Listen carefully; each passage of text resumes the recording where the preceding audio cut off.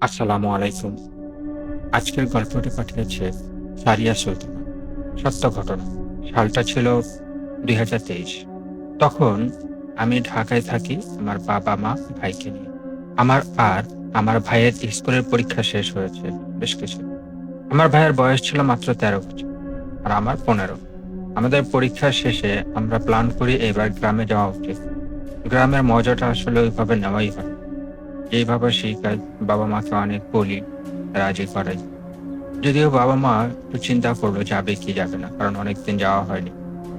গ্রামে খুব একটা তেমন কেউ নাই। আমাদের জড়াজড়িতে বাবা-মা রাজি হলো এবং ১-২ দিন পরই দুপুরবেলা আমরা রওনা দিলাম গ্রামের উদ্দেশ্যে। আমরা যে গ্রামটাতে থাকি এলাকাটা খুব নীরব। যেহেতু আমরা দুপুরের দিকে রওনা দিই তাই যেতে যেতে রাত হয়ে যায়। রাত প্রায় ১০টা-১১টা। স্বাভাবিকভাবে এই সময়ে গ্রামে কোনো মানুষ থাকে না। রাস্তাঘাটে আ পাড়া মহল্লায় সবাই যে যার মতো বাসায় চলে যায়। যাও ২-১ জন থাকে, তাও অনেক গ্যাপ টাইম নিয়ে তারপরে দেখা যায়। যার জন্যে আমাদের হাঁটতে হচ্ছিল। আমরা অনেকক্ষণ হাঁটছি কিন্তু কোনো রিক্সা, অটো, বরপুটি যেটাকে বলে ভ্যানের কোনো কিছুই না আমাদের চোখে পড়ছে না। আমরা তো গাড়ি নিয়ে আসিনি, যার জন্য আরেকটু বিপদে পড়ে গেলাম। আমাদের একটা লম্বা সময় হাঁটতে হচ্ছিল। একটা সময় পাও ব্যথা। আব্বুকে বললাম, "আর পারছি না, রেস্ট নিতে হবে।" আমার ভাইও আমার সাথে সায় দিল। আর হাঁটতে পারবো না। এবার একটা ভ্যান দেখবো বা কিছু একটা দেখবো। যেখানে একটা মানুষ ছিল না, হঠাৎ করে কোত্থেকে জানি একটা ভ্যান চলে আসে। বাবা-মা দেখে পুরাই অবাক। এমনটা তো হওয়ার কথাই ছিল। যেখানে লোকজন কোনো কিছুই নেই। সেখানে চাওয়া মাত্র একটা ভ্যান চলে আসে। আমরা তো মহা খুশি। আমাদের আর পায়ে ব্যথা নিয়ে হাঁটতে হবে না। আমাদের জোরাজুরিতে ভ্যানে উঠে পড়ল। ভ্যানটা আমাদের বাড়ির উদ্দেশ্যে রওনা দিচ্ছে। ওইখানে চলার পথে আমাদের সাথে একটা ঘটনা ঘটে। আমরা যখন গাড়িতে ছিলাম তখন লোকটা ধীরে, ধীরে গাড়ি চালাচ্ছে। তো বাবা বলছিল যেহেতু অনেক রাত হয়েছে একটু তাড়াতাড়ি যাওয়ার চেষ্টা করুন। সে কোনো কথাও বলল না। সে তার মতো করে চালিয়ে যাচ্ছে। অবাক করার বিষয় ছিল আমরা যখন গাড়িতে উঠছিলাম স্বাভাবিকভাবে আমার বাবা-মা যখন ভাড়ার কথা জিজ্ঞেস করছিল তখনও সে কিছুই বলেনি। আর তার মুখ ঢাকা ছিল মাফলার দিয়ে। একটা কোট টাইপের কিছু পরা ছিল। অন্ধকার ছিল, বাচ্চা মানুষ, এত বেশি খেয়ালও করিনি।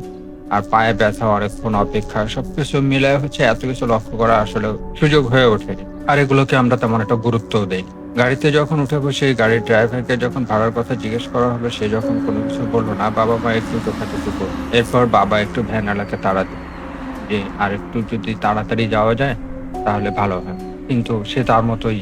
হঠাৎ সে একটা বটগাছের নিচে এসে গাড়িটা থামায় এবং বাবা যখন বলে কি হয়েছে তখনও সে কিছু না বলে গাড়ি থেকে নেমে একটু জঙ্গল টাইপের ভেতরের দিকে হেঁটে চলে যায়। তো আমরা সবাই মনে করলাম প্র্যাকটিসটা আগে দিয়েছে তাই। যখন ফিরে আসলো তখন বাবা জিজ্ঞেস করলো, "কি হয়েছে? সমস্যা?" লোকটা হঠাৎ করেই বলে উঠলো, "আমি আর সামনে যাব না। তোমরা এখানেই নেমে যাও।" আমরা তো আবার সেই কষ্টের কথা মনে করে রেগে ফেটে পড়ছি ভেতরে, ভেতরে। আব্বু বলল, "তাহলে আগেই বলে দিতেন, আমরা এত দূর আসতাম না।" তখন লোকটা আবার বলল, "আমার কোনো টাকা লাগবে না। আপনার বাচ্চারা পা ব্যথায় কান্নাকাটি করছিল, তার জন্য এইটুকু এনেছি। আমি আর সামনে যেতে পারবো না।" তারপর তোমার মা বলে উঠলো, "কেন ভাই? কেন বলো তো? এইটুকু এসেছো আর সামনের পথটুকু আমাদের নিয়ে যাও। আর অনেক রাত হয়েছে, বাচ্চারাও কান্নাকাটি করছে।" ভ্যানওয়ালা আঙ্কেল বলল, "আমি তো যেতে পারবো না। আর মঙ্গল হবে আপনারাও যদি না যান। ওই এলাকাটা ভালো না।" আমরা শুনে তো তাকিয়ে আছি। আমার বাবা বলল, "এলাকাটা ভালো না আপনাকে কে বলেছে? এখানেই তো ছোটবেলা থেকে বড় হলাম। এবার বাচ্চারা জেদ করলো তাই ১৬ বছর পর আমরা গ্রামে আসি। মানে জন্মের পরে আমাদের গ্রামে যাওয়া হয়নি। এজন্য আমাদের জোরাজুরিতে বাবা এবার গ্রামে এসেছে। আমি আমার ভাই এই এলাকা সম্পর্কে আমরা তেমন কিছুই জানতাম না। জানলে হয়তো যেতামই না।" ফিরে এসে বাবার কথা। তো বাবা বলল, "আমরা ছোট থেকে বড় হয়েছি। আপনি বলছেন এলাকাটা ভালো না।" লোকটা বলল, "আমি যতটুকু জানি আমি ততটুকুই বলেছি। এবার আপনাদের ইচ্ছা।" এটা বলে লোকটা তার ভেতর দিকে চলে গেল, জঙ্গলের ভেতরে। আমরা যেহেতু ঢাকার মানুষ, বাবা-মা এটা বিশ্বাসও করছিল না যে গ্রামটা ভালো না। মানে তারা কি ভেবেছিল হয়তো ডাকাত কিংবা চোরে ধরবে এই টাইপের। হাঁটতে, হাঁটতে সামনের দিকে যাই। একটা কালো বেড়াল সামনে দিয়ে হেঁটে যায়। পাত্তা দিলাম। আসলে পাত্তা দেওয়ার কিছু নাই, কারণ গ্রামে এরকম হরহামেশা বিড়াল আসে যায়। যেহেতু আমরা শহরের মানুষ এগুলো নিয়ে খুব একটা গুরুত্ব দিই। বাবা যখন সামনের দিকে হাঁটছিল বাবাও খেয়াল করে। কারণ বাবা-মা সামনে হাঁটছিল, আমরা ২ ভাই বোন পেছনে হাঁটছিলাম। কানের কাছে কে যেন এসে বলল, "যাস না রে, যাস না।" আমি মনে করলাম হয়তো মনের উপর। পাত্তা দিলাম বাবা-মার সাথে হাঁটা শুরু। তো এরপর আমরা এক বন্ধুর বাসায় গিয়ে পৌঁছালাম। যেহেতু অনেক রাত, গ্রামের বাড়িতে গিয়ে বাড়িটা ধোয়া মোছা নাই, অপরিষ্কার। তো আমরা তার বন্ধুর বাসাতেই থেকে যাওয়ার একটা প্ল্যান ছিল। বাবার বন্ধুর বাসায় ওঠার পর বাবার বন্ধু আমাদেরকে জিজ্ঞেস করলো রাস্তায় কোনো সমস্যা হয়নি তো। আমরা ভেবেছিলাম সমস্যা হবে। সমস্যা বলতে তেমন কিছু নেই, কিছুটা পথ হেঁটে আসতে হয়েছে, প্রচন্ড টায়ার্ড, একটু রেস্ট নেই।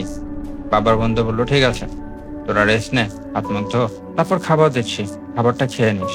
এর সাথে আর একটু যোগ করলো, খাবার খাওয়া শেষে রুমে চুপচাপ শুয়ে থাকবি, দরজায় কেউ বাড়ি দিলে ব্লক করলে খুলবি না, বেশি প্রয়োজন হলে আমাকে কল করবি, আমি না আসা পর্যন্ত দরজা খুলবি না। আমরা ভাবলাম গ্রামে তো কত কিছুই হয়, যদি ভয় টয় পাই এই জন্য সে সাবধান কর, শিয়াল পশু পাখি চোর ডাকাতের জন্য হয়তো বলছে। আমরা এতটুকুই ভেবেছি আর কি। যেহেতু আমরা অনেক ক্লান্ত, ঘুমিয়ে গেলাম। মাঝরাতে আব্বু আম্মু ঘুমাচ্ছে।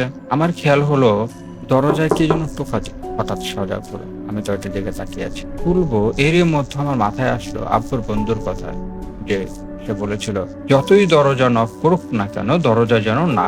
এটা ভেবে আমি দরজা না খুলে শুয়ে আছি। আবার মনে হলো গেটের বাইরে কেউ যেন আমার নাম ধরে ডাকছে, সারিয়া, দরজাটা খোল, দরজাটা খোল। ওটা শোনার পর আমি ঘাবড়ে গেলাম আর বাবা মাকে ডাকতে শুরু করলাম। অবাক কাণ্ড, বাবা মা এসে সামনে দাঁড়াতেই দরজা নক করা বন্ধ হয়ে গেল। বাবা উঠে বলল, কি হয়েছে, ডাকলে কেন? বাবা, দরজার বাইরে কে যেন নক করছে, আমার নাম ধরে ডাকছে, বলছি জলদি খোল, জলদি খোল। আম্মা মনে করছে আমি টায়ার্ড, ঘুমের ঘরে কি শুনেছি, এই জন্য আর দুজনের কেউ হচ্ছে পুরো গুরুত্ব না দিয়ে শুধু এতটুকু বললো, তুমি ভুল শুনেছো, ক্লান্ত, টায়ার্ড, ঘুমাবার। আর আব্বুর বন্ধু তখন যে কথাটা বলেছে, হয়তো এটা তোমার মাথায় ঢুকে গেছে, তার জন্যে ক্লান্ত শরীরে তোমার মনে হচ্ছে কেউ দরজার নক করছে। আমিও তাই ভাব। পরদিন সকালে যখন নাস্তা করতে গেলাম তখনও ভালোই ছিল। হঠাৎ আমার ছোট ভাই কোথায় চলে গেল। আমার বাবা বললো গ্রামে এসে যে একটু খেলাধুলা করুক। খেলতে খেলতে কোথায় চলে গেছে আমরা সকলেই খুঁজতেছিলাম। তারপর হঠাৎ ও বাসায় এসে কান্না করতে করতে অজ্ঞান হওয়ার মতো অবস্থা। আমার বাবা মা সকলে ধরলো। তখন ভয়ে কিছু বলতে পারছিল, শুধু দাঁতের সাথে দাঁত ঘষছিল।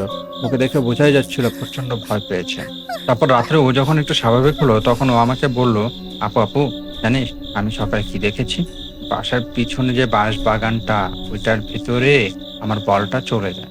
আমি যখন বলটি আনতে যাই তখন দেখি একটা বড় কুয়া। আমি বললাম, তারপর? তুই এত ভয় পেয়ে গেছিলিস কেন? আমি দেখলাম কুয়াটার ভেতর একটা পুতুল ভাসছে। আমি যখন পাশে একটা বালতি রাখা ছিল, সেই বালতি দিয়ে যখন পুতুলটা আনার চেষ্টা করলাম তখন আমি একটা হাত দেখতে পেলাম, যেটা আমার বালতি ধরে টানছে। তারপরে হঠাৎ একটা মেয়ে মাথা ভেসে উঠলো। তখন হঠাৎ একটা মেয়ের মাথা ভেসে উঠলো, আমার দিকে তাকিয়ে হাসছিল। এই জন্য আমি অনেক ভয় পেয়েছি রে। আমি শুধু মনে করলাম বাচ্চা মানুষ কিনা দেখতে কি দেখেছে, বেশি পাত্তা দিলাম না। আর বিষয়টা বাবা মাকে জানালাম, বাবা মা বেশি প্যানিক করবে হয়তো। তারপরের দিন দরজা নক করলো আবারও, সে আগের মতো। সারিয়া, দরজাটা খোল, দরজাটা খোল। দরজাটা না খুললে কালকে তোর ভাইকে কিন্তু পাবি না। আমি একটা চিৎকার করলাম। বাবা মামা চিৎকার শুনে দৌড়ে আসে। এই তোর প্রতিদিন রাত্রে কি হয় রে? আমি আজকেও সেম কথাটাই বললাম। তারা কেউ পাত্তা দিল না। তারা মনে করলো সারাদিন কত কিছুই না শুনি, ওইটা থেকে ঘুমের ভেতরে কেমন জানি হচ্ছে। প্রতিদিন রাত্রে আমি সেম জিনিসই করছি, রাত্রেবেলা ওইরকম, তারপরে আবার চিৎকার করি। এভাবে আমার মা একটু আগ্রহ করে, কারণ বাসায় কখনো তো এরকমটা হয় নাই। তারপরে এত ছোট না যে বুঝবো না। তখন আম্মু বলল, দেখো না তোমার বন্ধুর বউর সাথে কথা বলে ব্যাপারটা কি।